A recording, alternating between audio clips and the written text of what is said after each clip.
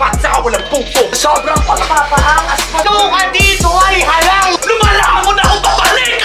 Pero sige, pumukasa. Hindi na ako yung napanood nyo. Rampi Jolly, parang Gatsy.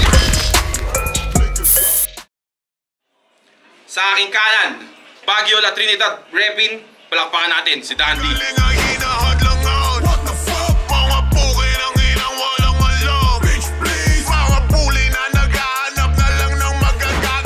Dandy nga pala, mamaya na yung shoutout.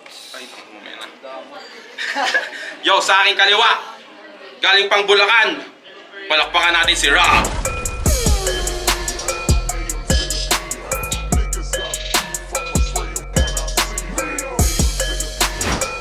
Wara 3023, shoutout sa Elevate Billiards.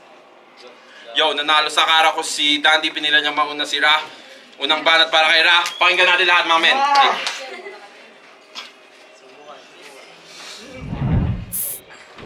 What up? Yo.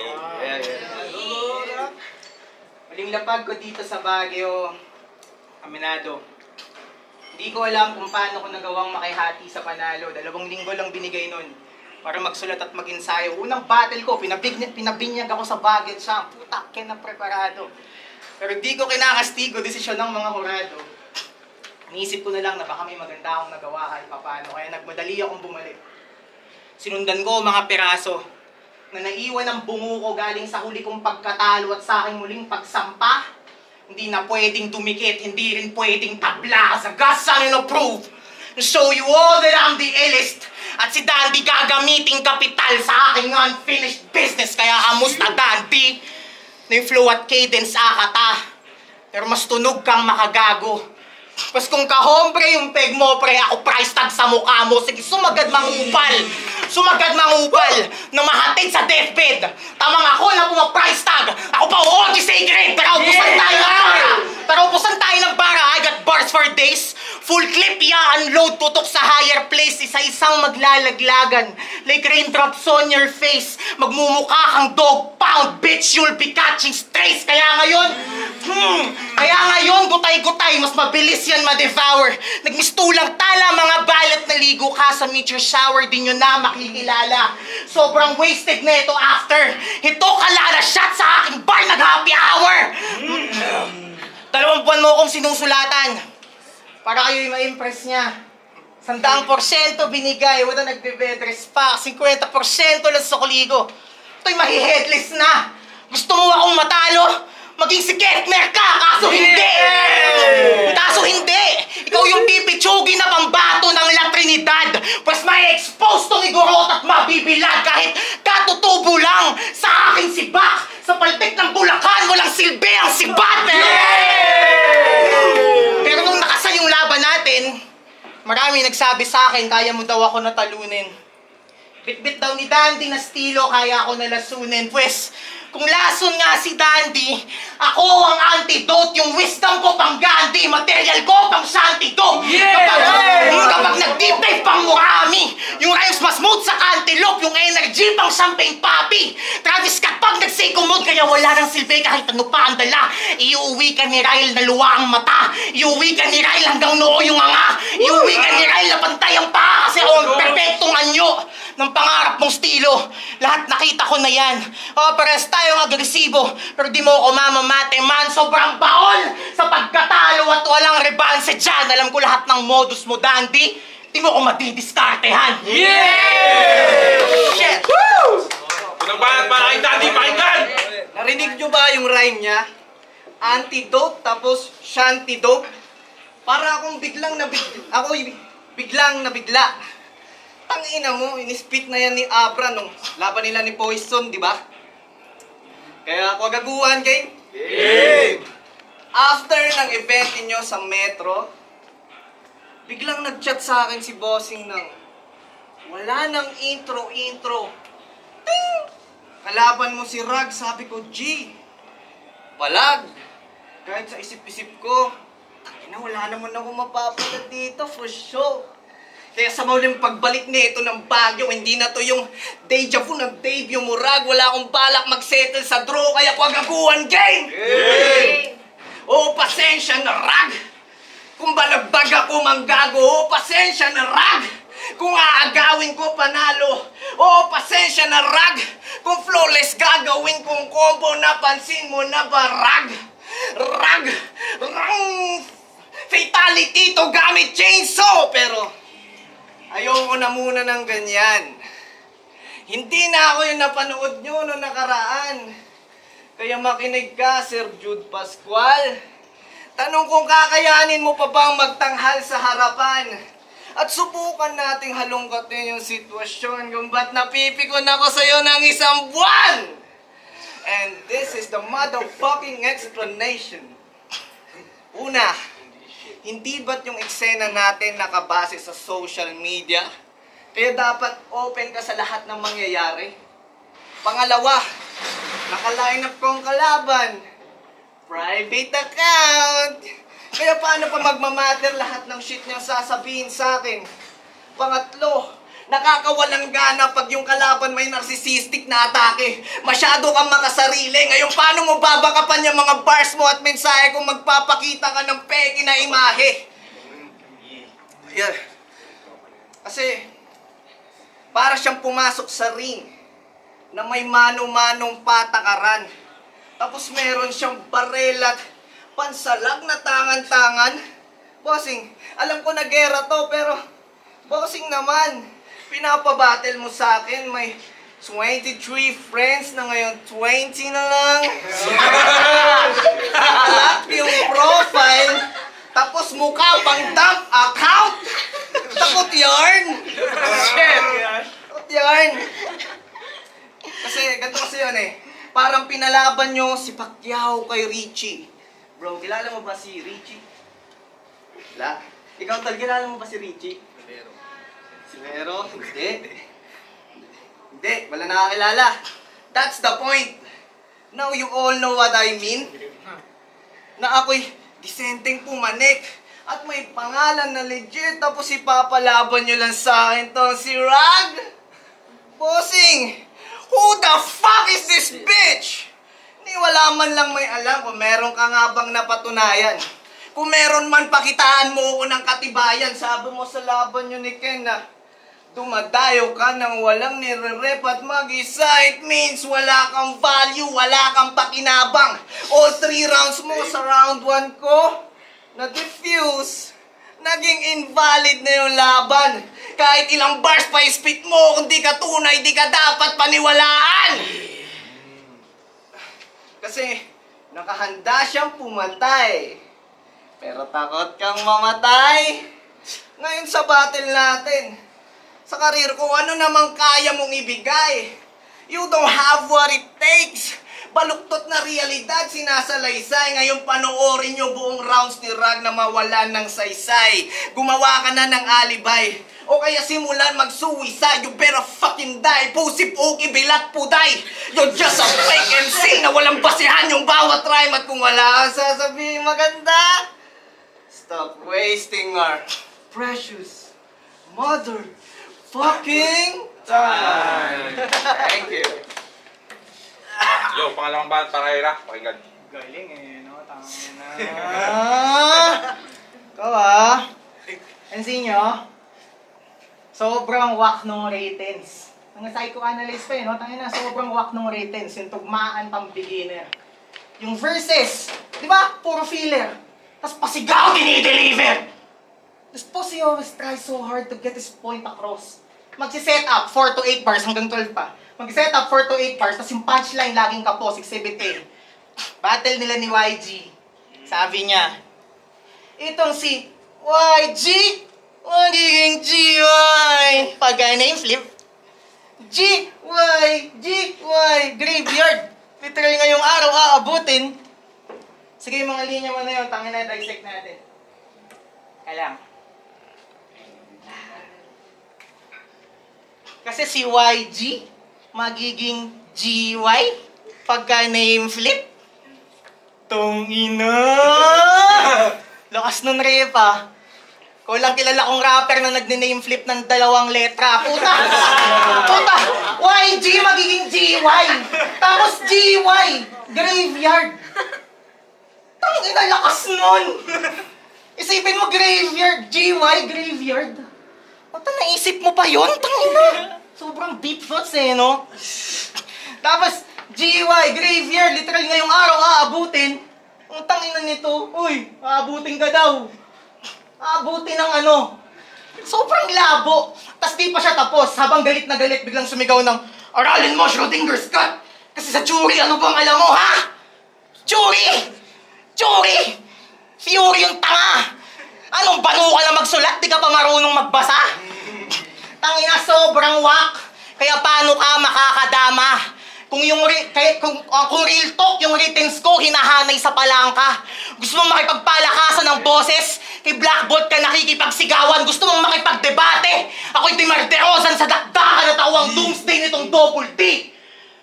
And you're dancing with the devil na laging 2 steps ahead.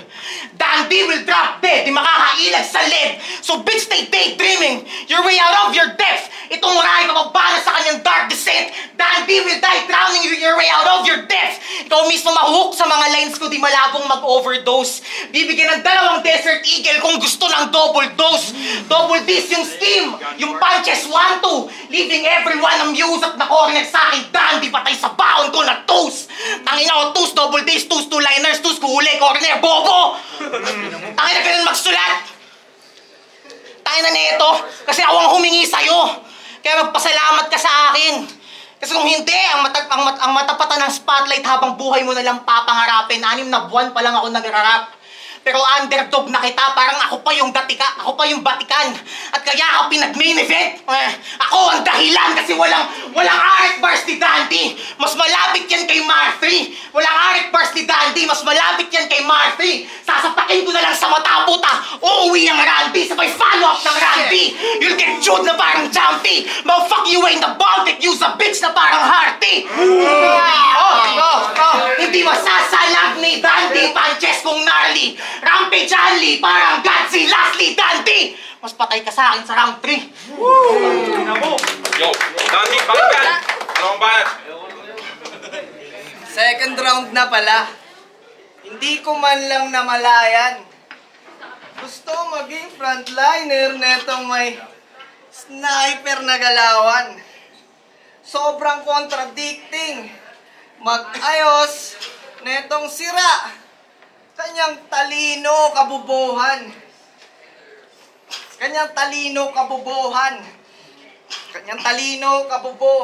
Kaya yung akala mong lakas mo, ginamit ko mismo bilang sarili mong kahinaan.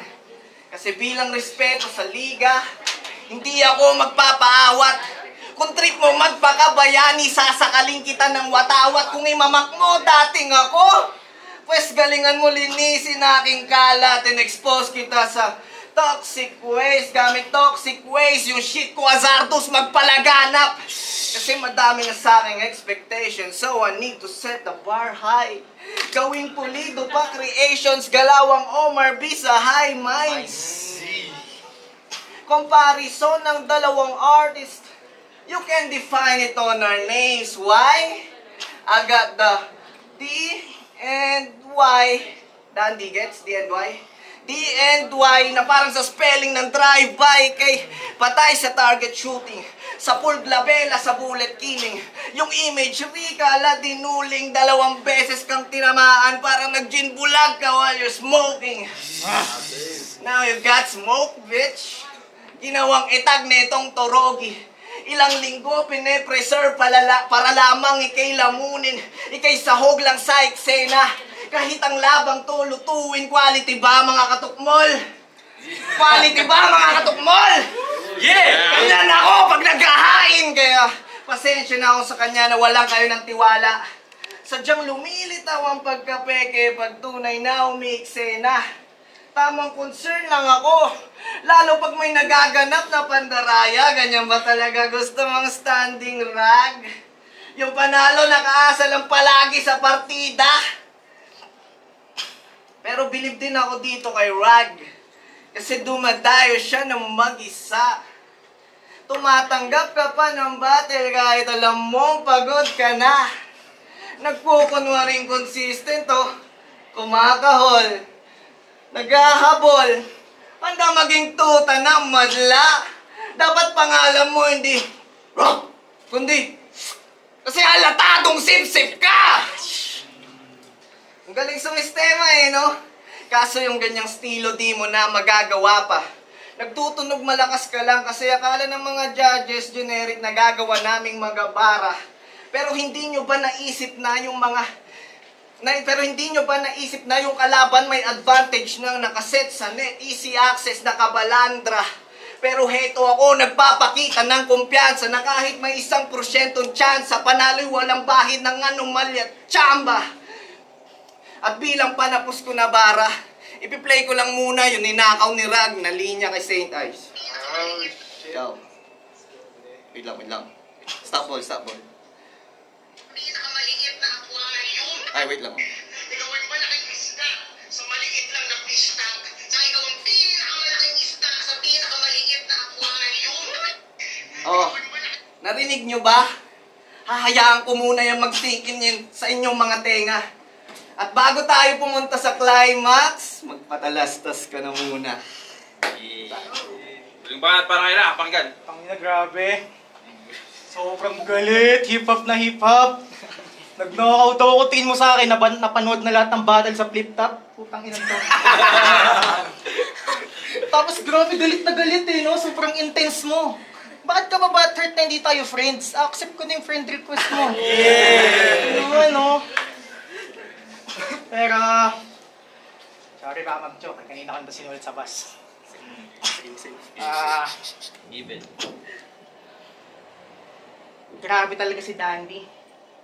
Sobrang grabe talaga si Dandy D. So ano na lumalabas sa bibig, dapat pangalan mo Andy G. Yung pala yun. Pangalan mo Andy G. Oops! Let's talk about this boy! Kita niyo ba yung similarity? Kung ba't si Andy G nadawit? Paano si Dandy D at si Andy G ay parehas addict? Naalala mo to? Naalala mo to? From user to tulak, and now I'm sober enough to say na di kalidad aking upak. Seriously, ginamit mo yun sa battle. Pues kasalanan mo, tanga, kung ba't yun ang napili ko na angle. Kasi sinabi mo na yun, mabilis kang mag-game over. Dandy, laki ng pinagkaiba ng sober enough sa completely sober. I'll fucking die on this hill. Kahit habang buhay tayo na mag-standoff. Hanggang madikdik dyan sa ulo mong pagiging tulak isn't something to be proud of. Kasi proud na siya ay source. Yung iba nga nagtatago pa sa liblib.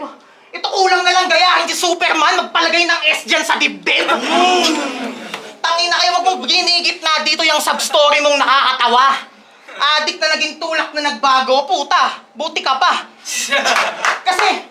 Kasi, tangina. Kasi yung mga pangalan ba ng gumiget sa'yo, nalista mo? May 150 na drug death sa Baguio at La Trinidad. Ilan dun yung sayo? Kasi according sa statistics, kada isang drug dealer may at least 20 na parokyano. At 17% o at least 4 sa mga yon sa droga na lululong. Tapos ang kapal ng mukha mo na si YG Pangaralan. Eh dahil sa'yo may at least 4 na pamilyang walang haligi ng tahanan. I do analytics, marketing. I do analytics for a living. Kaya yung mga numero, matagal ko ng gamay. Kaya yung mga figures, isa-isa sa mukha mo ginamay. If you still need convincing, maghanda kang mamatay. Eto, maniniwala ka sa 38 at sa 45 because these numbers don't lie. Pagsisisihan mo na tinanggap mo tong battle, kulang ka sa tindi. Kung nakaligtas ka sa himas, rehas, tanga sa bars ko, hindi. Tapos kung sinasabi mo kay YG na di-establish yung imahe ng business, ay yung sinasabi mo kay YG na hindi establish yung business, yung imahe ng business, you should have just expounded a little more.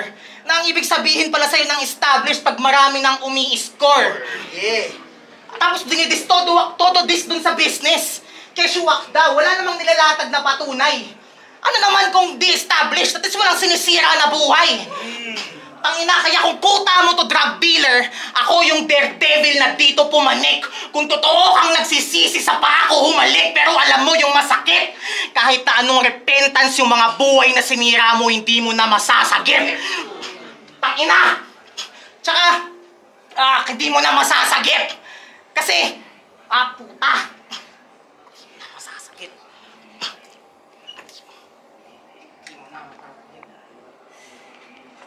Fuck!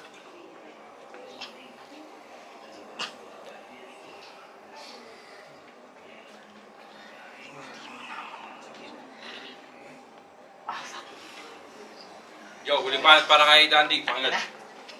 Oh, ba't bigla kang tumamlay? Kredibilidad ba sumablay? Kahit anong sabihin mong explanation, wag, magnanakaw ka, wag mo na lang i-deny. Pero sige, baka magaling talaga siya, baka coincidence lang yon. Baka magaling talaga siya magsulat. Tangina mo, ikaw yung pinakamalaking magnanakaw sa pinakamaliit na lambat. Ganun ba yun? Nagmistulang New Era sa Tambay Cup. Nagmistulang New Era sa Tambay Cup. Inspired man yan o hindi, di mo pa rin maaalis yung salitang peke, gaya at panggap. Nakadikit na yan sa pagkatao mo ngayon sa mga sinabi ko. Sana hindi ka mahirapang mag-comeback. Lalaban-laban ka kasi ng pagalingan sa diskarte eh. Ayan tuloy, nabiting ka mag-come up. Nabiting ka mag-come up kasi debut battle mo pa lang, dinamay mo na agad si Uzarugami. Second battle, si Nicola naman. Wala pang tinanim at inambag, gusto agad makihati sa anihan. Di naman masama mangarap na mataas, pero subukan mo muna lumibel kung meron ka nga bang paglalagyan. Imbis na umani ka ng respeto, pinalitaw mo lang lalo yung insecurities mo sa katawan. Pero, FYI, nag-champion daw siya sa spoken poetry. Kaya ginawang outlet nito, battle rap. Tumatanda na siya't nag-switch na lane yung fame. Basta na malasap. Para sa literatura nga ba? Kahit halata nyo nang naghahanap ng clout yan, yung give and take, tol, aralin mo muna. Marketing analyst ka pa naman. Marketing analyst ka pa naman. Pero, trivia muna tayo. Alam nyo ba na ang pinaka-nakaka-bad trip at nakakatangang kalaban na yung mga sinungaling na naniniwala sa sarili nilang kasinungalingan? Oo, Rag, hindi battle tingin ko dito, kundi payong kaibigan. Kasi walang punchlines, multis, metaphors. Pag pinapatay itong mga peke, kailangan mo lang sampalin ang katotohanan. Masyado ka kasing corny. Yung reference na ito, icons, ginawang writtens niya pang bonjing. Core angles niyang ginamit, inumit sa local artist. Wala nang bago sa pinapakita mong subjectives. Talagang madadigest ng madali pag mga likha mo di na solid. Di ka masasalpa sa pagdududa kahit ilan pang sindihan mong chronic kasi truth hurts. Reality bites. Talagang lulunurin sa katotohanan, walang balak mag-subside. Pinapatay ka dahan-dahan, nakarekta deep inside. Mala heart surgeon, trumabaho, intricate yung bawat lines. Di ko titigilan netong bitch. Especially if nothing gets me satisfied. Kasi kulang ka pa. Parang nahulugan ng wallet. Sa akin, patay ka na. Imbalsamador, nag-take advantage. One punch man pag sumapak. Patay tong monster kung ituring lazy writing ko may reaction parang tinatuan mo may psoriasis, o diba? Ang dali lang pumunchline. At halos lahat kayang gawin yung ganyang estilo. Aggressive na nagbabars. Pinapabattle pa ni bossing, kaya ayun, lumaki na kanyang ulo. Pero saka mo na ako yabangan pag yung mga sulat mo may presyo. Di bali yung TF mo dito, aquarium. Pakisingin na lang si brutalismo. Yo, palakpakan yung laban na yun. Yo, palakpakan yung laban na yun, putang. Salamat sa pagsama hanggang last na battle. Boto na Orado. 5-0. Para kay Rag. Fuck you, stalker! Yo, judges. Sino na mauna? Yo, Renal, CCNP yan. Binoto ko si Rag, 2-1. Round 1, round 2, sobrang draw kasi last na.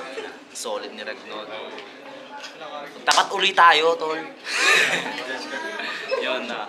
Round 3 binigay ko kay Dandy kasi Sila na yan, sobrang linis. Ang ganda ng setup na yun. Lalo yung angle na pakul kay Saitay. Hindi ko rin napanood yun. Pero battle namin yun na yun. Na-execute niya yung ganong angle lang. Round 1, round 2, binigay ko talaga kay Rag. Round 3 kay Dandy Descarte. Yo. Pwede ba mag-shop? Yo, shoutout nga pala kay Kuya Momay, 2600 Music, John Kennedy Kaisip, kay Ryle, kay Jesse Aguila, Gabi at sa asawa niyang si Ivy, Gabriel Jake Agpawa, Brian Fiesta at Cyber May Manangan. Yan. Thank you. Shoutout. Yun, shoutout sa Elite Pillars 3023. Mahal ko yung eksena. Ayun, mahal ko yung eksena to sa akin kay Dandy talaga. Yun, responsable ako ngayon, so bawi ako next time. Judge. Yo, MKD, binoto ko personal si Rag, malinis. Halos dikit sila, dikit yung wall ni Dandy. Tapos, binasa ko na lang kung sino pinakamalinis na kasi nag-stutter si Dandy ng first round. Bali, binigay ko yung kay Rag. And second round, kay Rag malinis. Tapos, third round kay Dandy. Although nag-choke si Rag. Yun. MK. Yo, hindi nga pala ng high grounds. Binoto ko 2-1. 2 para kay Rag, 1 para kay Dandy. Kasi round 1 tatablayin ko sana yun, pero binasa ko na lang sa mga punches. Tapos round 2 malinis naman. Na ano ako, tabla rin sana yung round 2 kaso may stado si Dandy. Si Rag may perform niya na maayos. Tapos round 3 kay Dandy, malinis naman yun. Kaya 2-1. Yo, JDB, Las Calles, round 1 kay Rag, round 2 Rag din, tapos round 3 kay Danny. Okay, there. Yo, check. Ako nga pala si Bullet. Binoto ko si Ra. 1 kay Ra, tapos 2, tabla lang. Pero binigay ko yun kay Ra, tapos round 3 kay Dandy. So, 2, 1. Solid man.